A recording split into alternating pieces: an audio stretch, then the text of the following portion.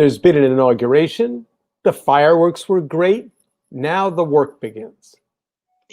So today we take a look at the emerging Biden administration. Biden and big tech, the FCC, the FTC.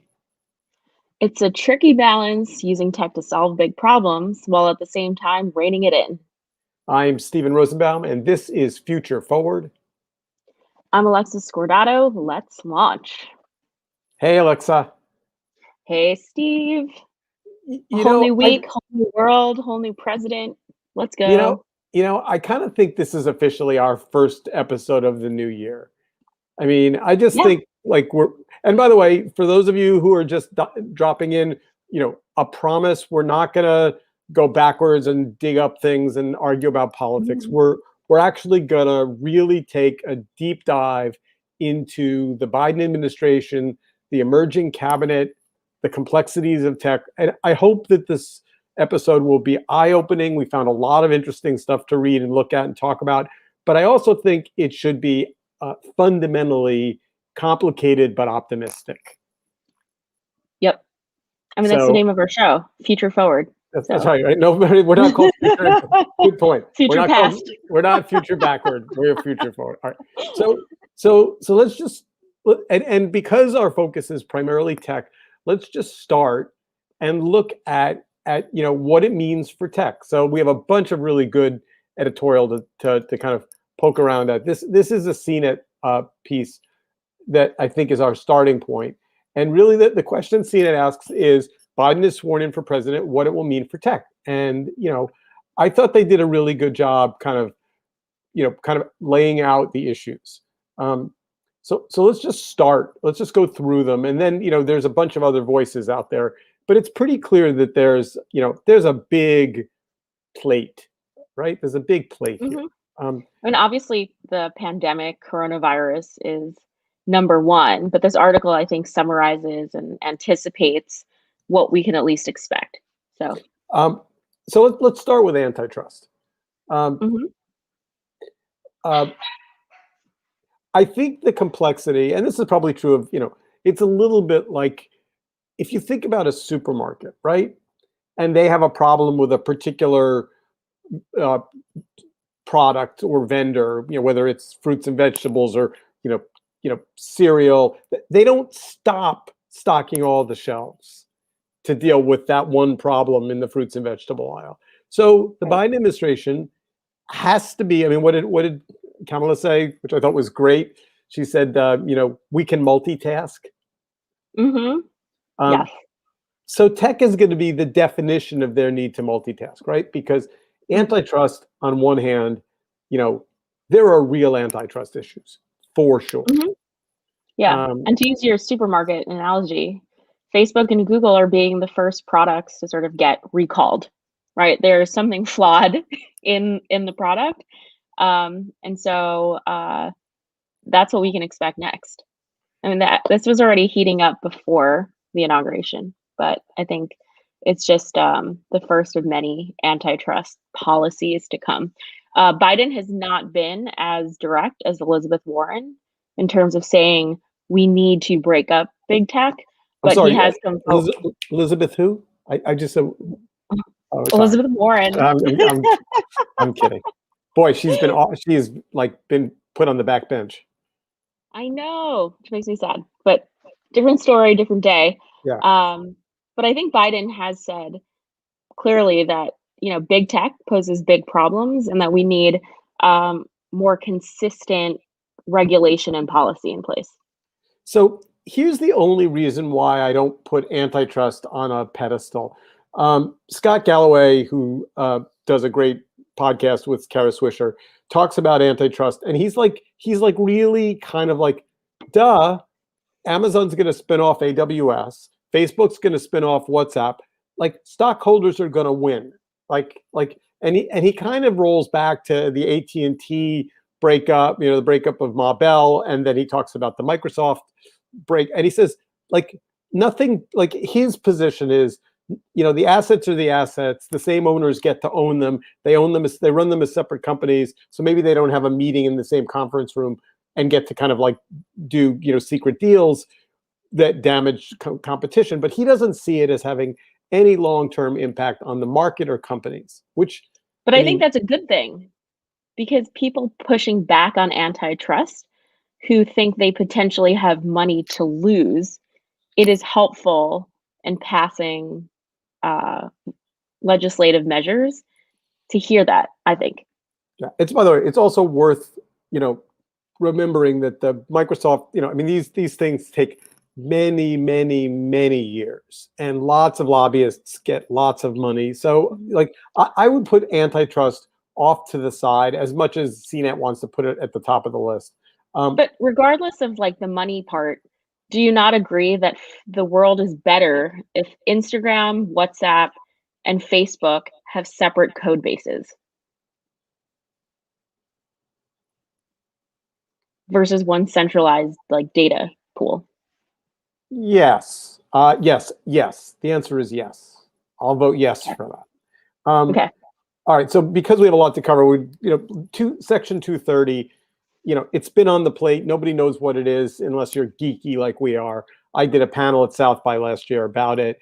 I think that it's the one place where the Democrats and the Republicans actually agree, although for totally different reasons. I think you're going to see a rewrite or a repeal of Section 230. Yep. And the result will be lots of lawyers make lots of money suing Facebook and Twitter and Instagram. But that's okay. Net neutrality has been kind of off the playing field, right? Haven't heard much about net neutrality. Yeah, I mean, this article says it's going to come back. All right, so now let's talk about the wiring of the Biden administration. So a website that I had never seen before, Protocol, which I frankly don't know a lot about and probably should know more about, did this really interesting visualization of the relationships between Biden and all of these people in big tech. This shouldn't come as a surprise. I did not realize how connected Kamala was. Like, really connected, like family dinner connected to like Uber. Interesting.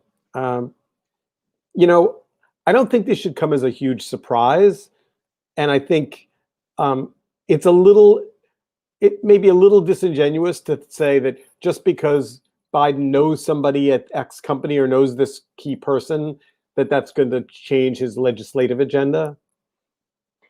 Yeah, I mean, I think my reaction reading this and seeing this is that tech is a small world. I mean, think about our professional overlap, Steve, after, a decade of knowing each other. It's just these companies pay the best. And so they hire some of the best, smartest talent. And if you're kind of in the game long enough, I think it's hard to have like a perfect record. Everyone is separated by 2 or 3 degrees. And by the way, that's why I think we have to be careful when we start using words like big tech, like they're kind of a scarlet letter. I mean, if you think about the history of the country, right? Great fortunes and great futures were made when we built the railroads, right? Yep. Oil and gas, great fortunes, great futures. So technology, it's not like we're going to replace technology with buggy whips or, organic granola. I mean, this next chapter of the U.S. economy, the one we're in now and the one that we're going to be in for the foreseeable future, is going to be a technology economy. So, it's almost impossible for us, for example, to not criticize Facebook and at the same time be streaming on Facebook. Right. Right? So, I mean, you could argue that's hypocritical. And if we really are going to criticize Facebook, we ought to get the hell off of it. And I know a lot of people have said that, but, I don't know. I don't think it's going anywhere. Were there any relationships other than the family dinner Uber relationship that when you read this chart, you were like, that's surprising? Not really. I mean, I think it's, because there's a huge swath of types of companies on here, from AT&T to then Facebook and Google, but you also have like Airbnb on here. I guess I don't necessarily think of Airbnb as like big tech. I mean, they're huge. They're publicly traded now. Yeah, I don't know. What about you? Well, I think anything that's tech enabled, I mean, why is Uber big tech?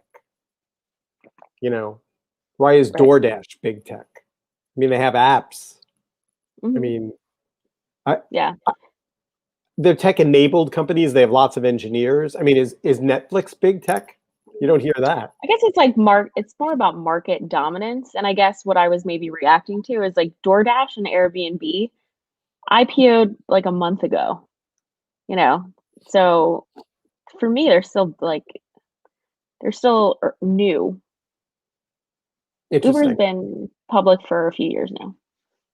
Whatever happened to WeWork? Okay, that was a rhetorical question.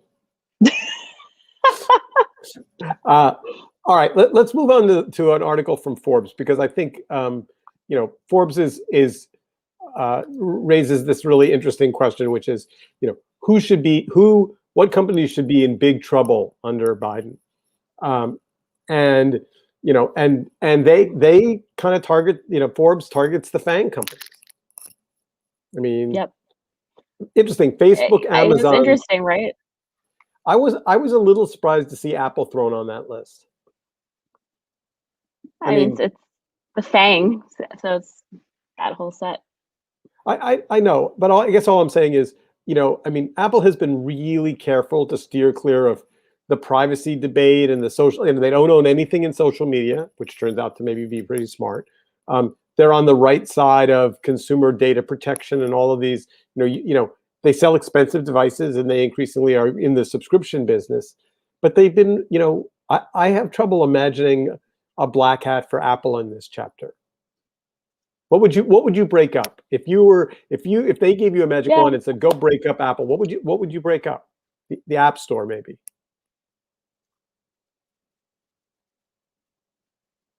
The App Store is really the most controversial.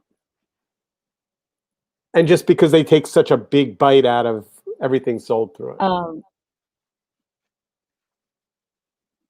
Right. Yeah. I mean, it's when you have a marketplace and the owner of that marketplace can create market dynamics that are either opaque, changing, or that favor their corporate interest, that's not good. Well, the Justice Department only has so many hours in the day and so many lawyers. So, I Right. think Facebook and Twitter have to be at the top of the list. Although Twitter, there's nothing to break up, really, because they don't own. You could break up Dorsey and make him sell Square, I guess. No, I'm kidding. You can't do that. Well, markets are basically scared, I think, of the increase in democratic control in the government, right? The trading last week showed that tech was down, but S&P was up. And I think it's just people anticipating more regulation. Look, but I think to Scott Galloway's point, though, I think people are still going to make money. So slightly tangential, but related to this whole issue of big tech, and I think it's worth saying out loud. While we all can high five each other about the deplatforming of Trump and how it should have happened sooner and all of these things, the reality is we've entered a genuinely dangerous, complicated time. And I'll just give you one example. So AWS's decision to deplatform Parler, right? Fine. Yep. Good decision. They allowed the insurrection to be organized on their platform. Parler is now housed in a Russian server farm. Whatever, say what you may about. But here's the problem with AWS making judgments about what servers it provides. I went on Amazon kind of just to check this idea, and I went to the search bar and I typed in Nazi paraphernalia. Lots of results. Lots of results. swastikas, T-shirts, bumper stickers, self-published books on their platform. So, at the point at which you deem Amazon the thought police, and I'm saying that in air quotes, then what about anti-vax conversations, and what about I mean, like, I don't know where you draw the line between Amazon's responsible for restricting dangerous misinformation and and we can't I can't sell a T-shirt or a mug that's got an objectionable phrase on it. But I think that's where policy comes into play. Not even necessarily federal policy, but these companies need to be clear, consistent, and transparent about what the slippery slope is. There are the people who broke glass and stole the podium at the Capitol, and then there are people who never entered the building and stood outside. Are you going to prosecute those people equally? Probably not. I think these companies are capable of building and designing incredible things. Build an algorithm that shows sort of like a toxicity threshold and map that to some kind of decision matrix around virality and reach. Like, if you can measure awareness, impressions, and efficacy of ads, I'm sure you can measure the efficacy of harm. Okay. So you heard that, developers? Alexa wants to build a toxicity threshold. All right. So let us move on to verdict.co.uk.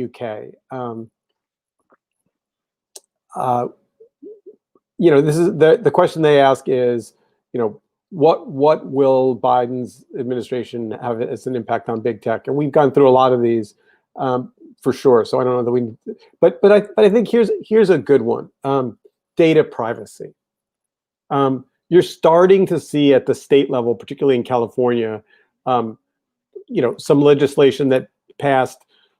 There was a vote by consumers that to have more control over data, your personal data. I'm a big fan of this. Yep.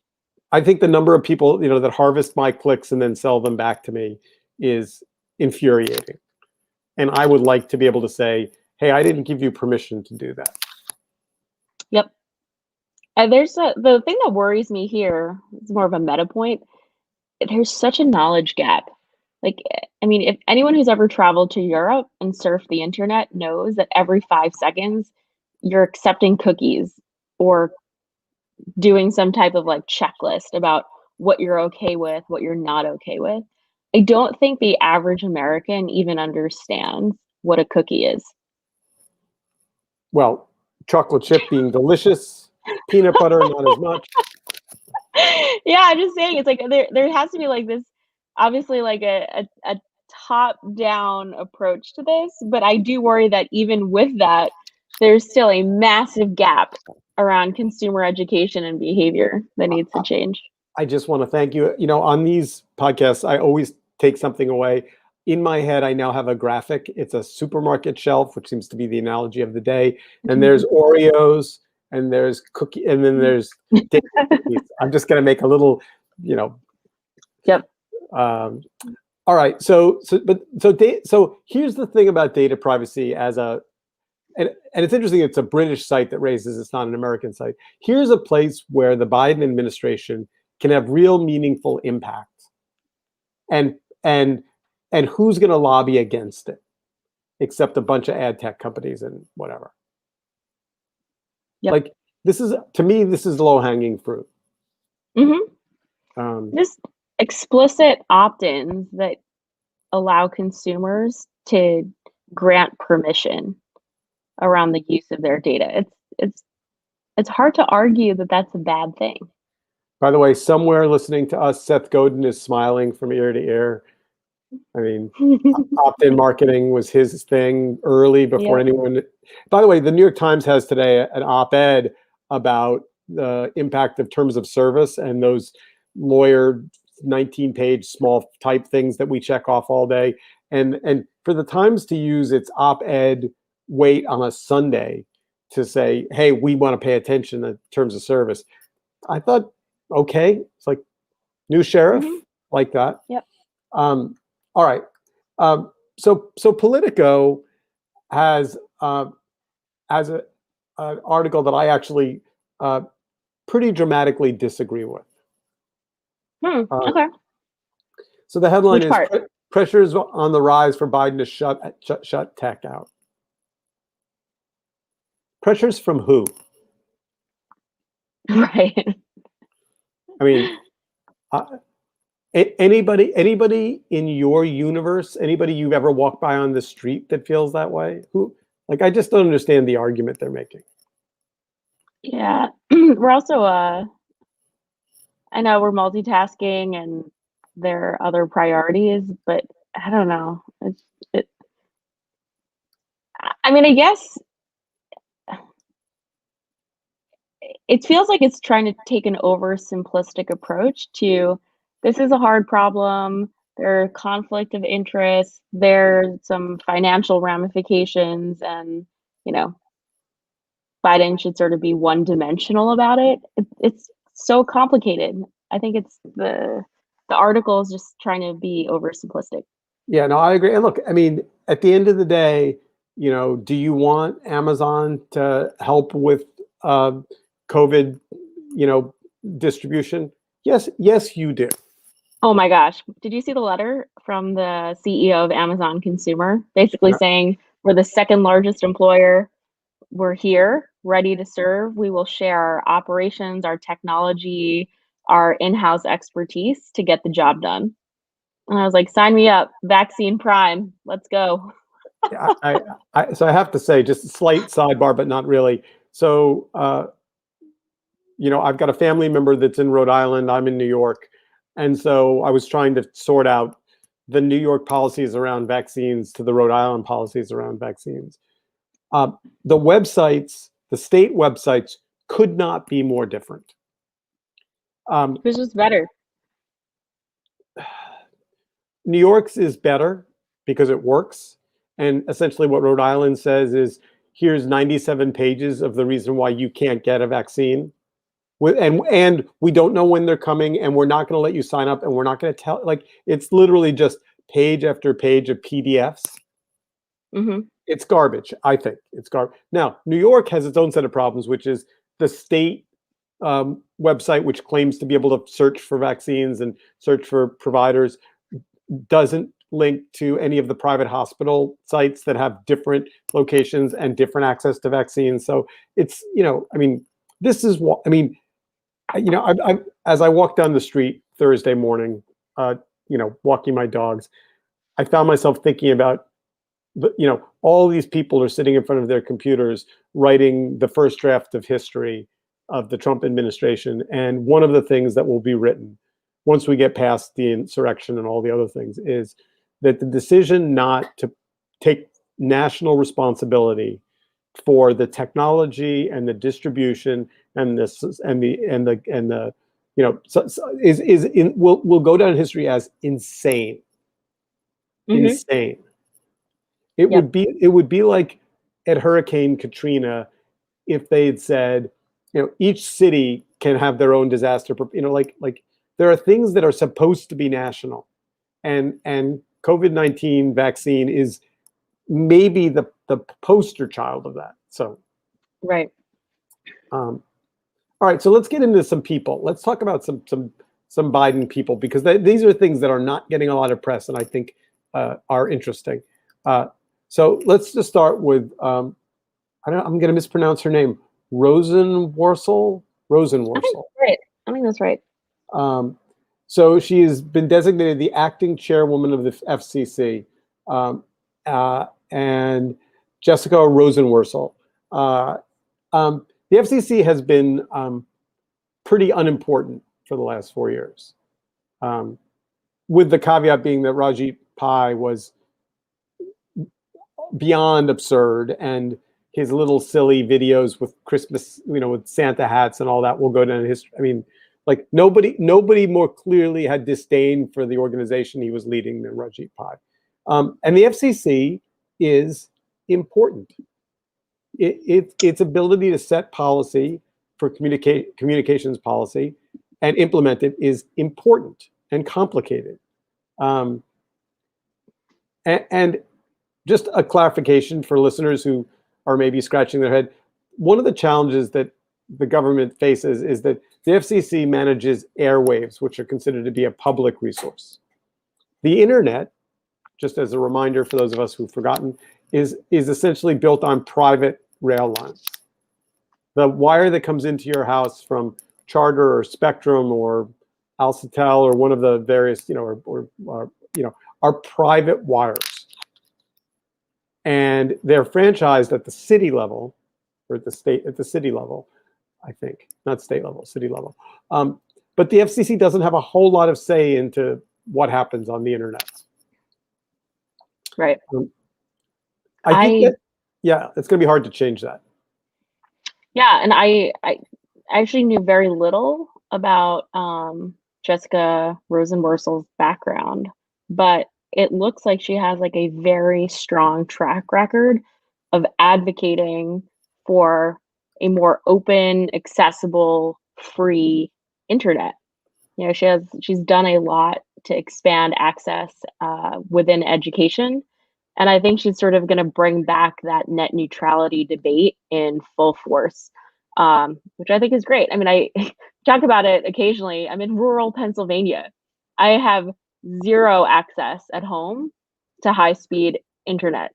I see people in the Walmart parking lot downloading things on their laptops. It's real, and I feel that.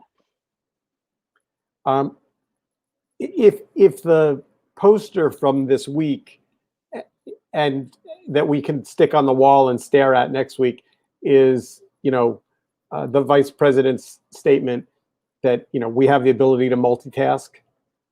Part of the way you multitask is instead of having all of these puppet heads of the cabinet, cabinet members, and then the president kind of pointing his weapon, his verbal or her legal weapon at whatever issue he wants that day.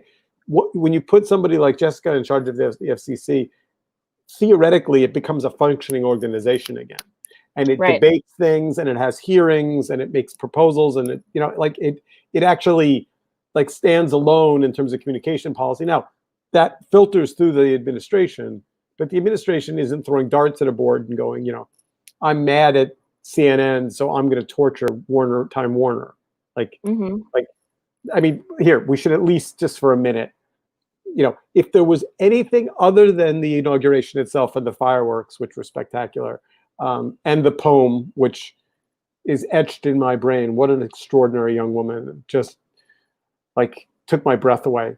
The next day, the reopening of the press room and having a press conference in which the media and the administration interacted in a way that was professional and respectful and responsive, was just I was I watched the whole thing and I was like, oh my God, that was so blissfully boring.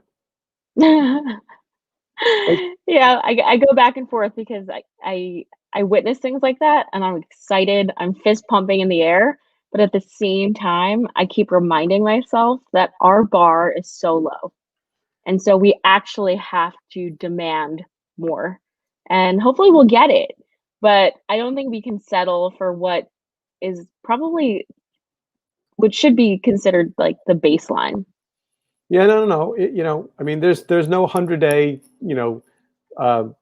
get out of jail free card. It's going to be a lot of work right away. All right, we have two more things I want to get to just before we run out of time. Let's talk for a minute about the FTC. Mm-hmm. So Kelly Slaughter, again, another name that's not getting a lot of mass media attention, which is why we're covering it on the pod. Interesting woman. FTC is going to be important. It's going to be in the center of all these questions about big tech.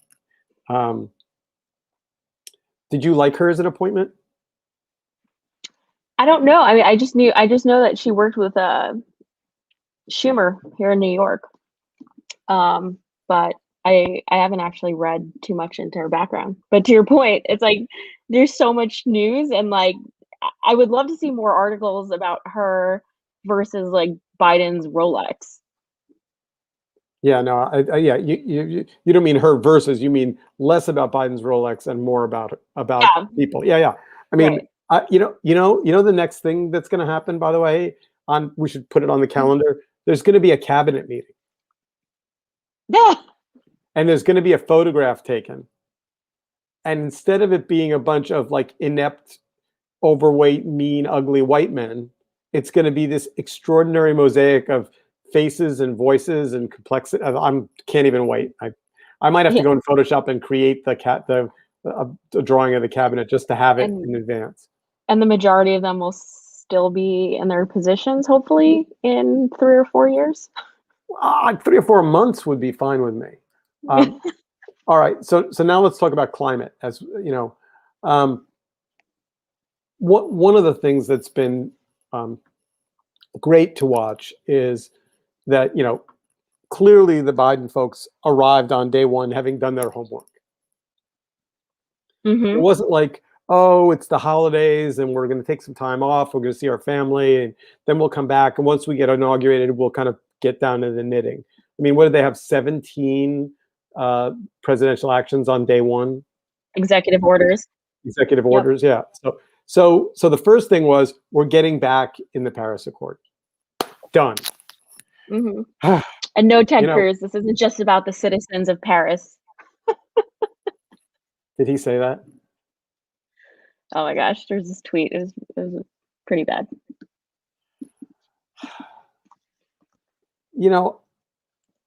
I don't understand all of these right-wing conservatives who think that if they grow facial hair, they'll somehow look more moderate. It's like, you're not hiding behind that facial hair, dude. We know who you are. All right. So this is from the Washington Post, and the headline is, "In confronting climate change, Biden won't have a day to waste." Other than that being slightly terrifying, I think that's probably right. In my slight little world of right-wing folks who I occasionally follow, the decision to shut down the pipeline is being used as evidence of Biden's decision to attack jobs. Yeah. I don't know much about the pipeline issue, except that everyone I know who cares about the environment thought it was terrible. Again, the other thing that Biden's doing is, by jamming all of these decisions into 2 days, he makes it harder for any one of them to pop up above. These are all done. They're done, done, done, done, done. Pick the one you want to argue about. Right. Two more names, and then we're out of time. Biden appoints Alondra Nelson as to the top science post. This is Nature.com, called it an inspired choice. Scientists praise U.S. President's selection of a bioethicist and social inequality specialist to help lead the Office of Science and Technology Policy. With the caveat being that I have no idea what that is. Isn't this a new position? No, because I think it's new. I was under the impression that this was new. Or at least wasn't filled over the last 4 years, because what is science in the Trump administration? Yeah, fair enough. I'm just starting to read about her. I'm hearing about her for the first time. I like her a lot, and I like the idea that we're talking about science through the lens of sociology, because I mean, what we can do and what we should do are not the same thing. Yep. All right, and then last but not least, we've got one more name to put on the list. Cabinet level post. I think this is the new one. Director of Office of Science and Technology Policy. Joe Biden named pioneer geneticist Eric Lander to the Director of Office of Science and Technology Policy, and that's cabinet level. Okay, that's new then. Yeah, I think that's the new one. Lander, a Harvard and Massachusetts Institute of Technology professor, helped lead the Human Genome Project and will serve in the role of presidential science advisor. And then there's a quote: "Science will always be at the forefront of my administration, and the world-renowned scientists will ensure that everything we do is grounded in science, facts, and truth," said Biden. Yeah, I'm a little confused. Science, facts, and truth. Reality, Steve. Reality. You know, do you think Eric Lander will be tweeting ceaselessly? I don't know. All right. I don't mind tweeting. I don't mind tweeting as long as it is rooted in facts and consistent with policy. So, as we wrap up this week's pod, here's the good news, folks. We have new people. We have policy in place. We have complexity. It's not going to just be magically all better. And there's going to be fights and there's going to be disagreements. And, you know, and that's the nature of good government, I think, is finding middle ground. But the fights and disagreements are going to actually have to have facts on their side. And very excited. These last two names, you probably haven't heard them before today. Took a lot of Googling and reading to find some of these people that are not, you know, Dr. Fauci, you know, that are people who actually do the work but aren't necessarily in the media all the time. I mean, I just think about his schedule. Every time I turn the TV on, he's on TV, which makes me wonder, like, what part of his day is spent in meetings or reading scientific journals, or is he literally just, which, by the way, is not to say he's not a wonderful guy. No, we're going to get hate mail for that. All right. Anything else, Alexa? Like your week? I mean, we're still in a pandemic. It's so devastating to think that we've lost over 400,000 American lives. You wish that a lot of the things that we saw happen in the first 48 hours of the administration took place, you know, a year ago. But that said, you know, we'll bring it back to the top of the show. All we can do is look forward. And so excited to see what's to come. Hopefully every week we have a new story, a new article that talks about real meaningful change. All right, everybody. Have a good week. See you next week. See ya.